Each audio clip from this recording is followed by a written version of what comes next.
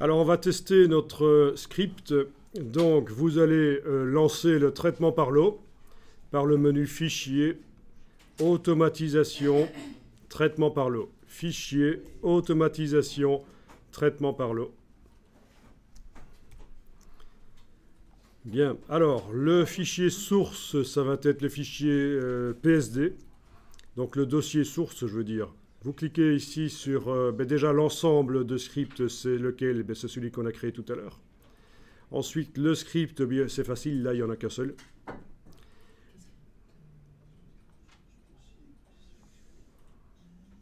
Le dossier, on va chercher le dossier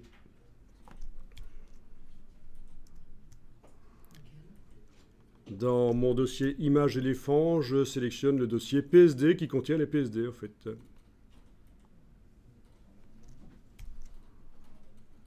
Puisqu'on avait dit que ça fonctionnera mieux le script si on travaille au départ d'images qui sont capables d'intégrer des calques. Donc voilà les trois choses que j'ai faites jusqu'à présent. Sélectionner l'ensemble, l'action, le dossier source. Alors, vous ne cochez surtout pas priorité sur les instructions d'action ouvrir, parce que ça ferait planter le script. Pendant l'exécution, ça planterait. Pourquoi? Parce que ça suppose que si vous demandez qu'il y ait une priorité sur les instructions ouvrir, c'est qu'il y a des instructions ouvrir dans le script. Mais nous n'en avons pas. Donc, il ne faut pas cocher. Inclure tous les sous-dossiers. Oui? Dans ensemble, il faut mettre notre dossier, c'est ça? Pardon? Dans le petit rectangle ensemble.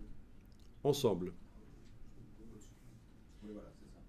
Ah, Si on a gardé oui. les images ouvertes à l'écran, ça pose un problème ou pas? Ça ne pose pas trop de problème qu'elle soit ouverte à l'écran, mais il vaut mieux qu'elle ne soit pas ouverte pour dégager de la mémoire pendant l'exécution du script.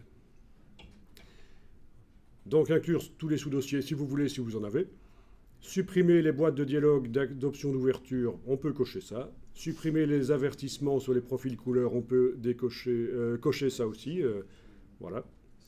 Et alors, il ne faut surtout pas garder ceci arrêt en cas d'erreur, parce que des erreurs, il y en a forcément pendant l'exécution du script, parce que Photoshop va essayer d'ouvrir des fichiers cachés que vous ne voyez pas nécessairement, surtout quand on est sur Mac. Sur Windows, on voit plus les choses, mais sur Mac, il y a plein de fichiers cachés. Alors, il vaut mieux, de toute façon, demander de consigner les erreurs dans un fichier. Et vous cliquez sur Enregistrer sous pour indiquer où vous allez enregistrer ce fichier. Mais en fait, ça n'a pas d'importance. Vous l'enregistrez n'importe où, sur le bureau si vous voulez. C'est juste un fichier qu'on ne va même pas aller lire.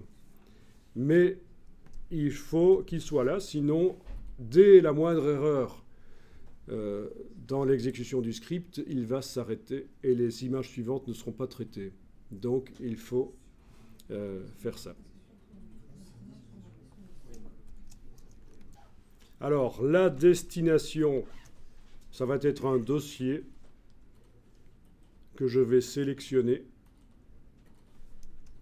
Et en fait, je vais créer le dossier.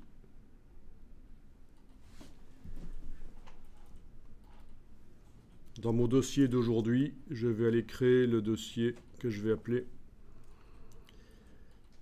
Image éléphant avec logo. Dans le dossier photo. Dans le dossier d'aujourd'hui, le dossier général d'aujourd'hui. Pas dans le dossier PSD, ça, il faudrait surtout pas faire ça. Mais je le retrouve pas dans mon dossier photo. Voilà, sélectionner.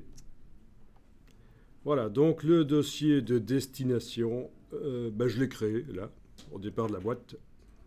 Là aussi, vous ne cochez pas priorité sur des instructions ou d'actions enregistrées sous. Ensuite, ceci, c'est un système pour renommer les fichiers si on veut. Pour le renommage de fichiers en masse, vous avez aussi Bridge qui permet de le faire. Vous vous souvenez, tout à l'heure, je vous ai montré le renommage de fichiers Better Finder Rename qui fonctionne sur tout type de fichiers. Mais si c'est pour renommer des images, ça existe dans Bridge aussi, un utilitaire de renommage de fichiers. Mais que sur des images. Sinon, voilà, vous avez ici le modèle. On voit que ce sera le nom du fichier, puis l'extension, mais vous avez la possibilité d'aller ajouter des choses comme vous voulez, mais on ne va pas le faire ici. Sachez-le simplement qu'il y a possibilité de renommer, notamment en incluant la date, si on veut, ou un numéro de série à 3-4 chiffres, enfin un numéro d'image. Bon, ben là je pense qu'on est bon, hein. Si on clique sur OK, ça devrait faire le script. Alors, oui, j'ai une boîte ici, maximiser la compatibilité. Vous ne l'avez sans doute pas, si vous l'avez? Oui. OK. Bon, alors, c'est quoi maximiser la compatibilité? C'est rendre les fichiers compatibles avec d'anciennes versions de Photoshop, un maximum. Donc, le fichier va être plus lourd. Également, le rendre compatible avec d'autres logiciels qui sont capables de lire des fichiers Photoshop. Donc, ça peut être intéressant. Je vais le garder coché et je vais demander de ne plus afficher ça. Et donc, pour les fois suivantes, les images suivantes, il ne va plus l'afficher. Et pour avoir ça, vous avez cliqué sur? Donc voilà, on a confirmation que, avec ton expérience, là, si on essaye de faire ça sur les images JPEG, ça ne marche pas. Ça ouvre une boîte enregistrée sous parce qu'il faut un changement de format. Le script a mis un calque dans l'image, elle ne peut plus être enregistrée en JPEG et c'est pour ça que Photoshop ouvre la boîte enregistrée sous. Si vous choisissez de faire le script sur des images JPEG. Donc si on le fait sur les images PSD, ça ne pose pas de problème. Et alors on va aller jeter un coup d'œil sur les images qui ont été créées. Donc vous avez la possibilité de les afficher par icône. Ouvrir.